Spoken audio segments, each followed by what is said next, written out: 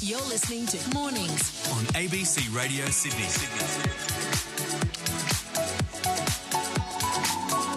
I remember one of the most thrilling things I did as a kid on holidays was on a rock shelf at a beach in Bendalong finding a whole brachiopod. And for a kid aged 11 or 12, it was the most exciting thing. You could see all the details of the hinges and the shell. And I'm wondering, have you stumbled across something similar? 1300 222 702. Could it have been in your backyard, on a bushwork, or on a property? You might have seen a farmer in central New South Wales who came across a small fossil when clearing out his paddock, and it turned into a treasure trove of plants and animals around 15 million years old.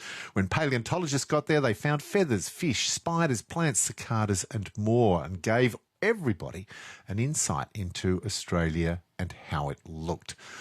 So the scientists are glad the farmer had the presence of mind to let someone know what he'd found. And have you done that?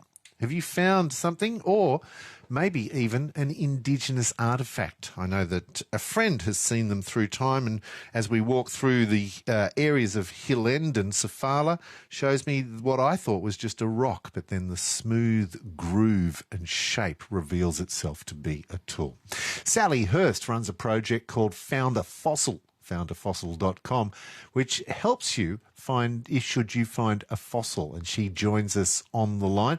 Sally, what prompted you to start the founderfossil.com website?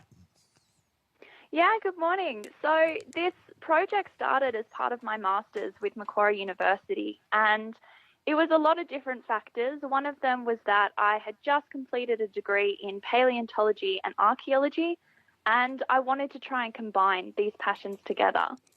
I'd actually grown up on a farm, and so I knew a lot of other farmers that if they ever found an Indigenous artefact or a fossil, they may not know who to call, if they're meant to call anyone, what on earth were they supposed to do? So there was this really big knowledge gap.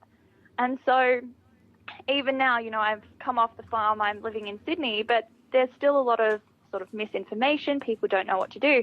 So I created the Found a Fossil website to provide this information to people for if they ever did come across a fossil or an Indigenous artefact, what should they do, what legislation applies in all of the different states around Australia, and who they can call if they do want more information. So there are protocols that people should follow should they find, let's deal with a fossil first of all, more to help science than actually be obliged, or are you obliged under law to do some of these things? No, so for fossils, it's very much, you know, your own interest. I think this fossil discovery recently is such a good example that, you know, you might think, oh, it's just a brachiopod, or it's a plant, maybe it's not that interesting, maybe it's not that significant. But if you do contact somewhere like a museum, then it could lead to be, you know, one of Australia's greatest fossil discoveries. You never know. So for things like fossils, you definitely want to get permission, depending where you are. If it's your own land, that's great. But if you're on, you know, council land or on a beach, or especially in places like national parks, you might need permissions. And then you want to record some details. So take photos of the specimen, where you found it, what kind of rock is it in. And then you can pass these details on to somewhere like a museum or a university, which is what happened in this case. So the farmer contacted Dr. Matt McCurry from the Australian Museum, and he got to go out, and as it was mentioned, at first they thought it was just a few plant fossils, and then they discovered that it was this, a treasure trove of fossils. Wow. And a whole ecosystem with so many interactions. So without that farmer knowing to contact somewhere like a museum, we may have never discovered any of these fossils. This is Sally Hurst, Macquarie University Biological Science Master's student with the founderfossil.com website. That moment, and you obviously have gone through it as well, where you hold up a link to thousands of years ago in your hand and see something that existed way before, time. It's a magic moment, isn't it? Yeah, absolutely. And I think especially for fossils and artefacts, the kind of stories that they can tell us for fossils in a scientific sense, so you know what the climate was a million or 15 or 60 million years ago, what kind of animals there were, and what kind of ecosystem interactions there were. And similarly for Indigenous artefacts, you know, we've had people in this country for 60,000 years, and the kind of stories that these artefacts can tell of those amazing cultures and peoples, it's hard to comprehend when you're holding it in your hand. Sally Hurst is with us. One person that has held them in his hand is hill-end artist Luke Sciberras, and he's been both in Western New South Wales, Central Australia, and even in some of the areas around there. You've seen some of these artefacts, Luke, and often you need to just take a little bit extra time to realise that that shape, that groove, that wearing makes it a tool that could go back 30,000 years. Absolutely. Over time, your eye becomes tuned to the difference between a piece of stone that has been struck or fashioned, or indeed ground or smoothed, and it's incredibly compelling. It's unmistakable when you hold an artefact in your hand. You just feel it. It sort of rushes through your the muscles of your arm almost. It's an exhilarating feeling. And what are some of these tools that you've seen in your time?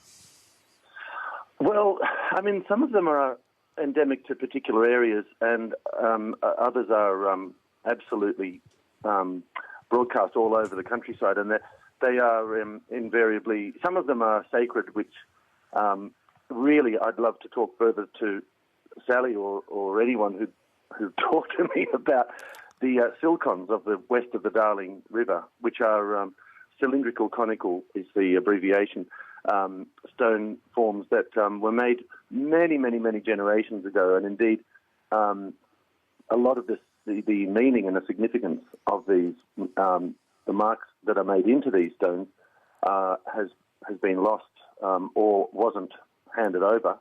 And they are really very, very charged with a lot of energy and meaning, of course.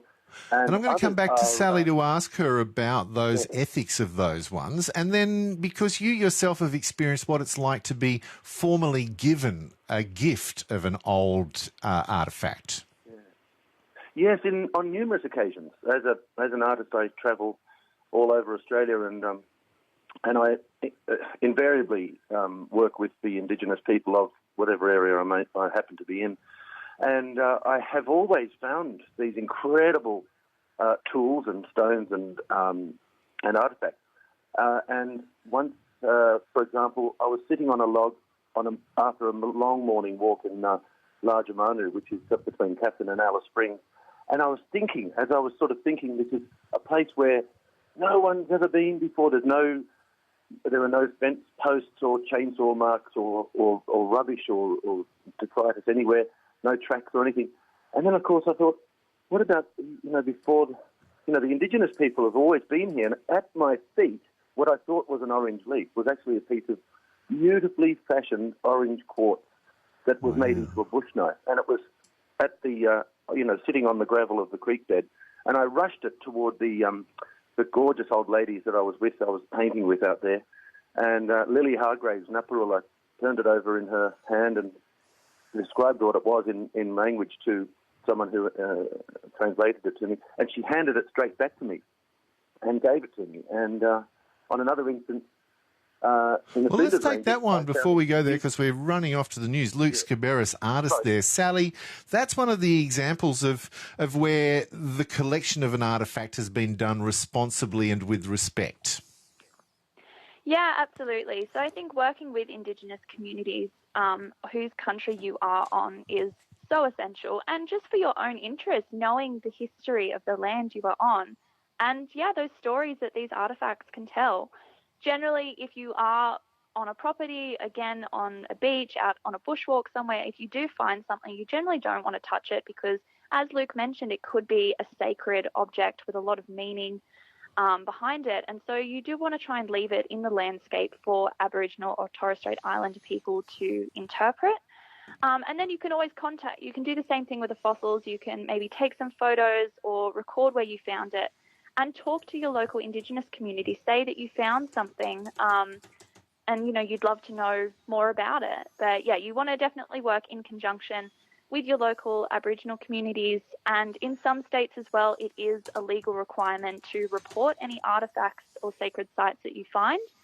And so, yeah, you just want to be following those guidelines so you can handle these objects responsibly. And the best way to find those guidelines is to go to your website, which is? Foundafossil.com. Oh, it looks fantastic. And thank you for joining us. Come back on weekends and talk fossils on a Sunday with me. Sally Hurst from Macquarie University, Biological Sciences Master's student on ABC Radio.